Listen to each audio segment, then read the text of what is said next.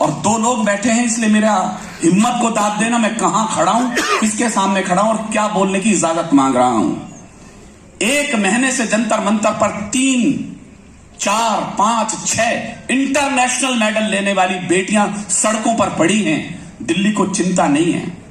साक्षी 40 चाकू गोद दिए गए थे दिल्ली के अंदर, चिंता नहीं हुई हमारे राज्यसभा और लोकसभाओं को। आप अनुमति दें तो बेटियों पर मैं 4 लाइन कहकर अपनी बात शुरू करना चाहता हूं।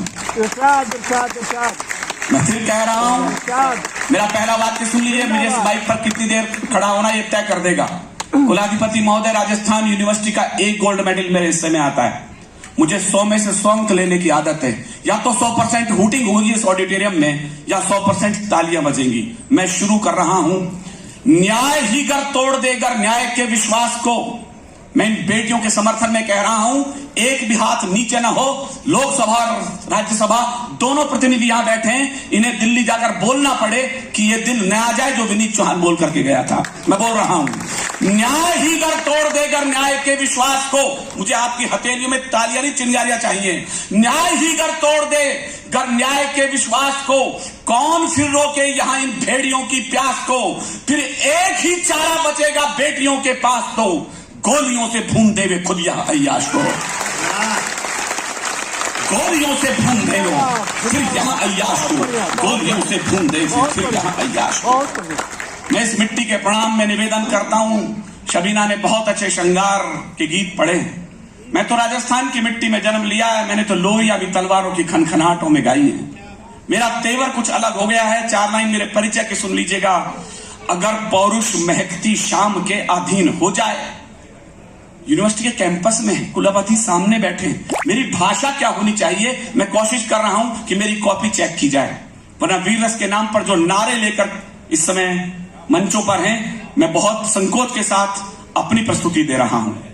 अगर पौरुष महकती शाम के अधीन हो जाए। मैं क्यों नहीं श्रृंगार लिख पाया, बस कारण समझ लें, मैं शुरू हो जाऊंगा। अगर पौरुष महकती शाम के अधीन हो जाए, तुम ही बोलो किरण में बाजुओं को कौन तोलेगा। अगर हम भी जुल्फ चुंबन की भाषा बोलने लग जाए, कहो फिर आग की भाषा को आखिर कौन बोलेगा। कहो फिर आग की भाषा को बढ़ा दी। कहो फिर आग की भाषा को आखिर कौन बोलेगा। ये धरती रण में दुश्मन का कोई एहसान नहीं रखती। मेरी आज तबीयत खराब है, लेकिन तालियां ठीक रही तो शायद मैं ठीक हो जाऊं। ये धरती रण में दुश्मन का कोई एहसान नहीं रखती। जुगनू की दौड़ी झुक जाए ऐसे दिन मान नहीं रखती। और सीमा पर दुश्मन की जाकर, कितने लोग मेरे साथ हैं मुझे बताइएगा, सीमा पर दुश्मन की जाकर जो मां का दूध रजा आए, भारत मां ऐसी कोई भी कायर संतान नहीं रखती।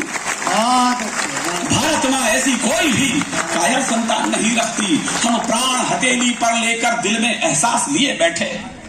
हिंदी के बहुत प्यारे कवि मुंडा यहां बैठे। आपकी जंगल वाली कविता ने मुझे अंदर तक भिगो दिया, जो आपने पीड़ा जंगल की सुनाई है।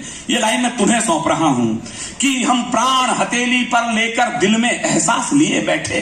चारों लोगों ने जो पहले कविताएं पढ़ी हैं, सच मानिया कविताएं तो हो चुकी हैं।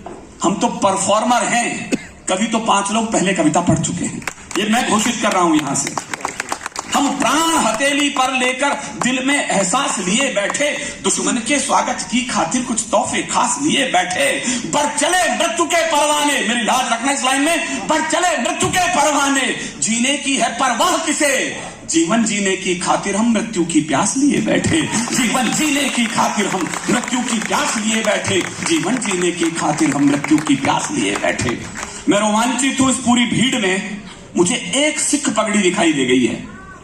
लाल पगड़ी में एक सिख बैठा है, तो मेरा हौसला बुलंद है कि 1.25 लाख से एक लड़ाऊ का एक बेटा तो गुरु गोविंद सिंह की भीड़ में बैठा है।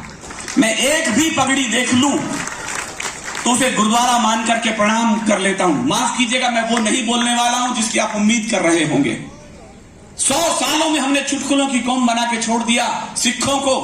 मेरा वाक्य ध्यान से सुने, अच्छा लगे तो उसे दूसरों को बताइएगा। 123 ऑथेंटिक फांसी हुई आजादी के संग्राम में। आपकी तालियां से पूजनीय बना दें। 93 बेटे सिख मां की कोख में दिए थे उसके लिए। ये छोटी कौम नहीं थी सर। मैंने सुना नहीं है किसी मां के 4 बेटे हुए हों और इस तरह बलिदान हुए हों जैसे गुरु गोविंद सिंह के 4 बेटे। 2 बेटे सरहिंद की दीवार में जिंदा चिनवा दिए गए। 2 बेटे चमकौर के दुर्ग में शहादत पा गए। लेकिन गुरु की आंखों में आंसू न छलके। मैं गया पिछले दिनों जब सरहिंद की दीवार देखने के लिए मैम, मैं देखकर